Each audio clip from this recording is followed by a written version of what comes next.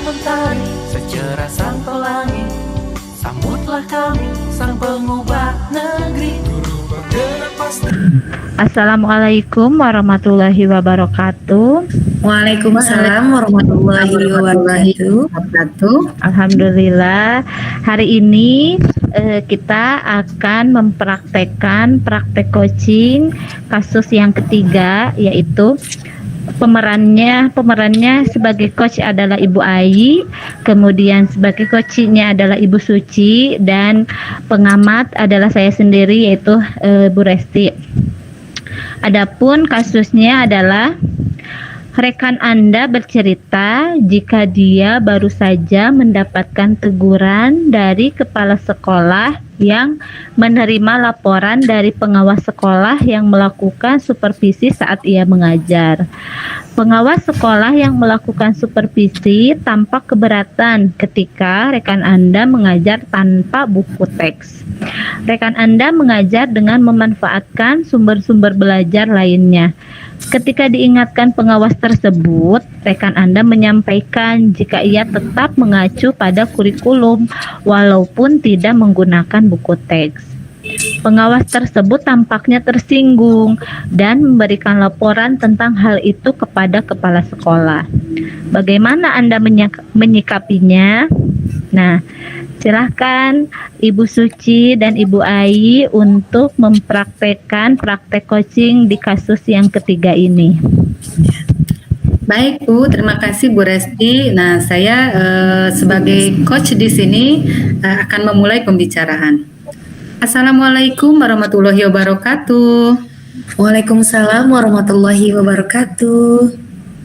Gimana kabarnya hari ini Bu? Alhamdulillah Bu, cukup baik. Apakah Ibu ada waktu untuk berdiskusi kurang lebih 20 menit ke depan? Oh iya Bu, tentu saja. 2 hari ini Ibu terlihat kurang ceria. Apakah ada sesuatu yang mengganggu pikiran Ibu? Gimana ya Bu ya? Sebetulnya saya ini butuh seseorang sih Bu ya, agar dapat membantu saya menemukan solusi dari masalah saya ini. Saya ini butuh solusi tentang apa yang mengganggu pikiran saya ini Bu. Terima kasih Bu telah bersedia membantu saya.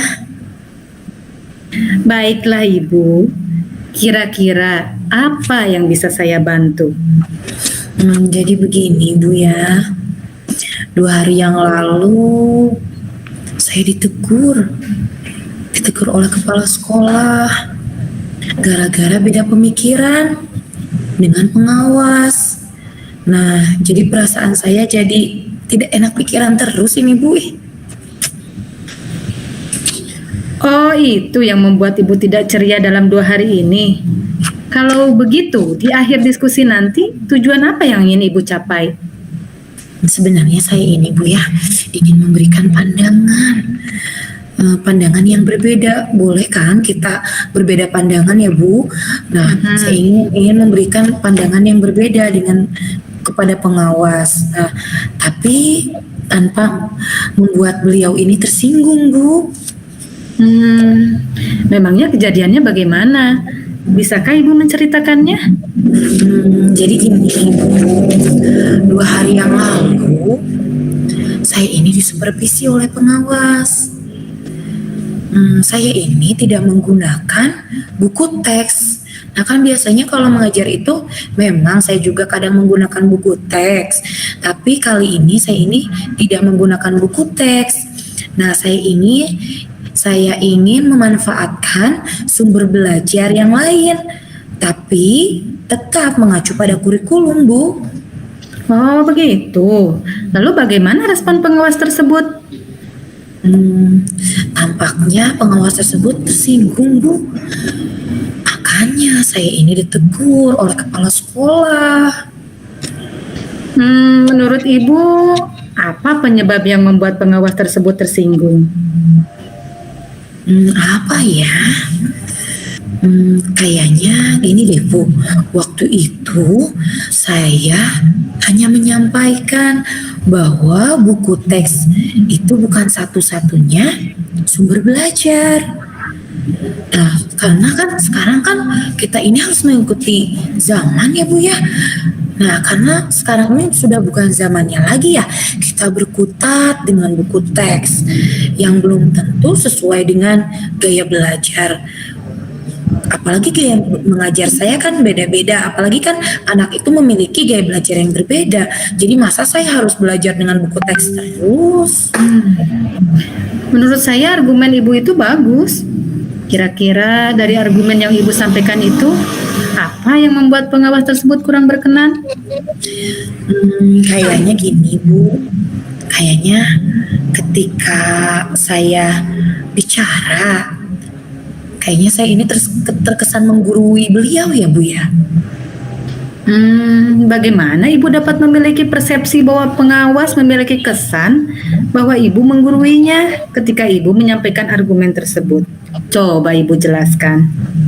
Nah gini Bu, ketika beliau itu menyampaikan, mengapa tidak menggunakan buku teks ya? Nah, saya ini bersikukuh. Nah, dengan argumen dengan argumen saya ini Bu.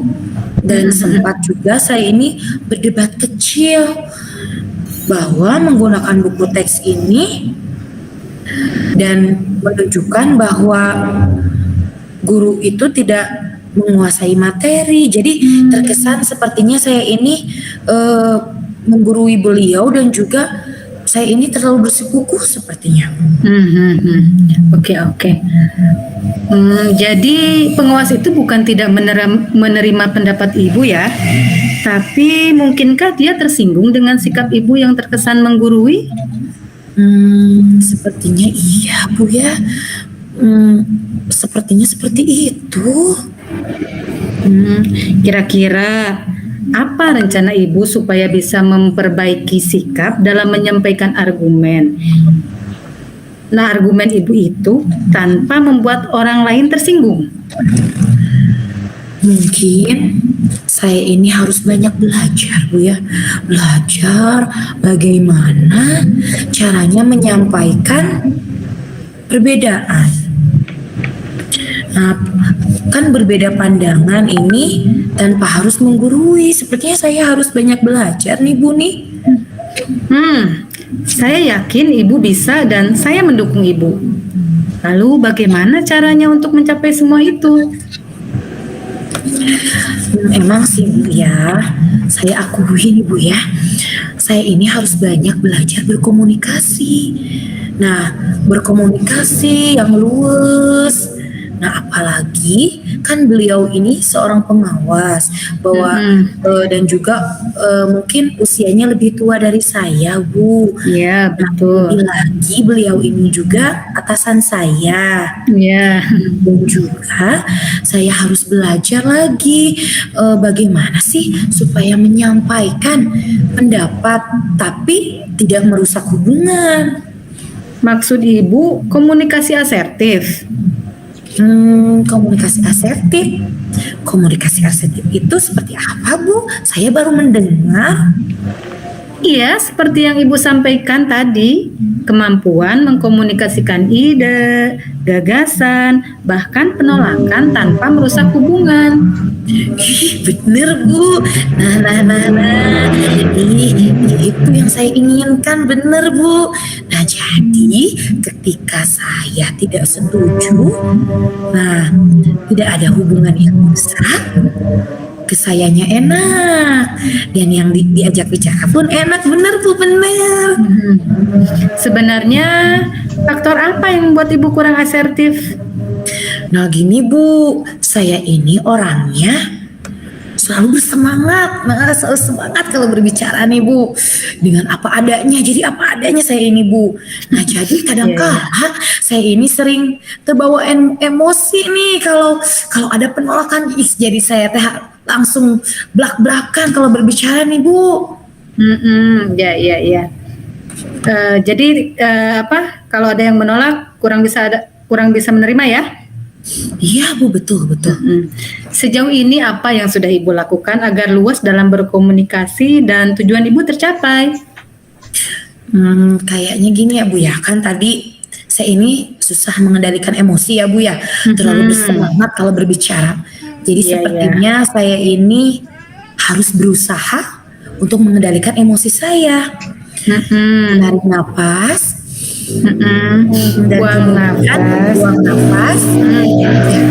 Kalau saya dapat penolakan lagi, saya ini tidak marah Bu. Iya, iya, iya, iya. Saya terbawa emosi, kayaknya harus seperti itu. Saya tuh harus belajar mengendalikan emosi, terus harus banyak berhenti sejenak, terus menarik nafas seperti itu kayaknya Bu ya. Nah, dan juga kan tadi juga saya ngomongnya itu suka belak-belakan ya Bu ya. Iya, Nah, iya. kayaknya saya ini harus menggunakan bahasa yang tepat. Oh iya, betul, betul. Dan juga gestur saya kan selalu bersemangat ya Bu, berapi-api kalau ada apa-apa tuh ya bersemangat. Nah, kayaknya saya ini gestur tubuh saya ini harus dengan menunjukkan perhatian yang penuh gitu Bu kayaknya. Iya, betul, betul, betul. Iya. Ya, baik Bu. Dari pembicaraan kita tadi, apa komitmen terhadap rencana peningkatan kemampuan komunikasi asertif tadi, yang seperti Ibu bilang tadi? Nah Bu, kayaknya tadi ya saya ini harus merefleksikan diri saya dulu. Apa salah saya? Ngaca dulu. Ya, Iya, betul. saya tuh harus merefleksikan diri dulu. Nah, merefleksikan kan tadi saya kekurangannya dalam hal komunikasi nih Bu ya. Nah, jadi saya ini harus belajar memperbaiki cara berkomunikasi saya. Nah, kemudian karena tadi juga saya orangnya semangat, jadi saya juga harus bisa nih Bu ya mengontrol emosi saya. Dan juga ketiga, saya harus menunjukkan gestur yang penuh perhatian. Jadi kalau saya teh enggak langsung A B C D, enggak. Jadi harus dengan pendekatan dulu dengan penuh perhatian. Dan keempat juga saya mungkin dengan menggunakan bahasa. Nah, bahasa yang tepat dalam berkomunikasi. Nah, sepertinya seperti itu Bu kalau yang saya akan lakukan gitu. Iya, Ibu sudah luar biasa ya. Dukungan apa Bu ya yang dibutuhkan untuk menindaklanjuti komitmen tersebut Bu? Gini Bu, mungkin Ibu juga punya ya. Saya ini butuh literatur nih Bu nih. Literatur Ya. tentang tadi tentang komunikasi apa kata Ibu tadi ya? Asertif. Oh iya, betul. Saya ini butuh literatur. Ya baik. Insya Allah nanti saya bantu. Seperti yang Bu Ai tadi sampaikan, yaitu tentang komunikasi asertif. Keren sekali itu Bu Ai ya. Nah, selain itu juga saya juga akan mencari rekan nih Bu nih. Nah, rekan seperti Bu Ai ini nih, bantu saya untuk mempelajari berbagai teknik komunikasi yang asertif itu. Sebetulnya Bu Suci ini udah luar biasa begitu ya. Saya melihat dari semangatnya gitu, benar-benar luar biasa Bu Suci ya. Kalau dilihat dari semangat Ibu, insya Allah Ibu teh pasti bisa, Ibu teh pasti berhasil. Nah, jadi saya yakin Ibu pasti berhasil lah ya Bu ya. Nah, kemudian apakah ada yang lain yang perlu didiskusikan lagi nih Bu? Saya udah merasa plong nih Bu nih. Terima kasih banyak nih Bu Ai nih telah membantu saya. Tapi saya kira alhamdulillah ya Bu Ai ya sudah cukup. Terima kasih banyak nih kepada Bu Ai nih. Saya ini alhamdulillah telah menemukan solusi yang tepat. Juga tadi dengan berbagai dengan komunikasi asertif, saya juga nanti akan mengendalikan emosi saya, juga menggunakan perhatian yang penuh, dan juga jadi enak ya Bu ya, Bu Ai ya. Jadi masalahnya saya tidak ada masalah dengan beliaunya juga mungkin lebih enak ke saya nanti ke depannya. Terima kasih banyak ya Bu Ai ya. Sama-sama Bu Suci ya. Insya Allah ke depan kalau ketemu Pak Pengawas lagi, Insya Allah akan tersenyum dengan lebar ya Bu Suci. Saya juga senang Bu Ai ini. saya bisa membantu Ibu ya. Insya Allah ke depan kita menjadi partner lagi ya Bu ya. Mungkin untuk Ya, menanyakan amin. apakah Ibu sudah memperoleh kemampuan komunikasi asertif ini. Nanti juga saya akan merekomendasikan rekan yang mungkin bisa membantu Ibu ya Bu ya. Terima kasih ya Bu Ai ya. Sama Bu Suci. Terima kasih Bu Ai atas bantuannya. Sama-sama telah menemukan solusi dari masalah yang tadi saya hadapi ini. Baik Bu Suci ya. Sampai jumpa lagi Bu Suci. Iya Ibu Ai, terima kasih. Wassalamualaikum warahmatullahi wabarakatuh. Waalaikumsalam warahmatullahi wabarakatuh. Ya, dari kasus yang ketiga ini tadi tujuannya sebagai seorang rekan, coach di sini berusaha jeli ya melihat perubahan sikap pada coach dan secara tegas menawarkan diskusi selama 20 menit ke depan melalui pertanyaan terbuka coach menggambarkan hal-hal apa yang mengganggu pikiran coach tersebut. Setelah mendapatkan permasalahannya, coach menanyakan tujuan yang ingin dicapai di akhir pembicaraan. Kemudian coach juga menginginkan bisa memberikan pandangan yang berbeda kepada pengawas tanpa membuat beliau tersinggung.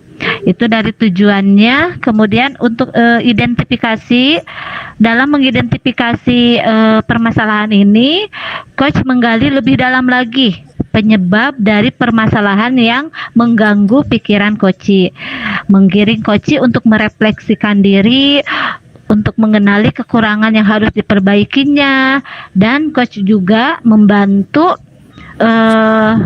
menemukan poin penting apa ya, yaitu bukan argumennya yang tidak diterima, tetapi sikap mengguruinya yang kurang diterima oleh pengawas.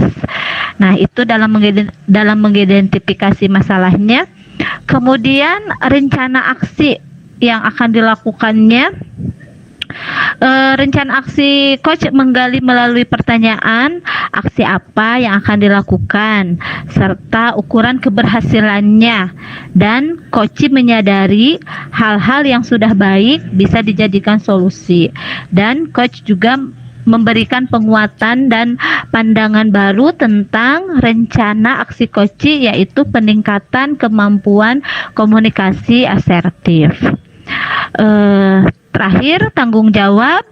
Di sini coach menanyakan komitmen apa yang akan coach upayakan agar memiliki kemampuan komunikasi tersebut, dan coach mengupayakan dukungan melalui literatur dan rekan yang dapat membantu meningkatkan komunikasi asertifnya itu.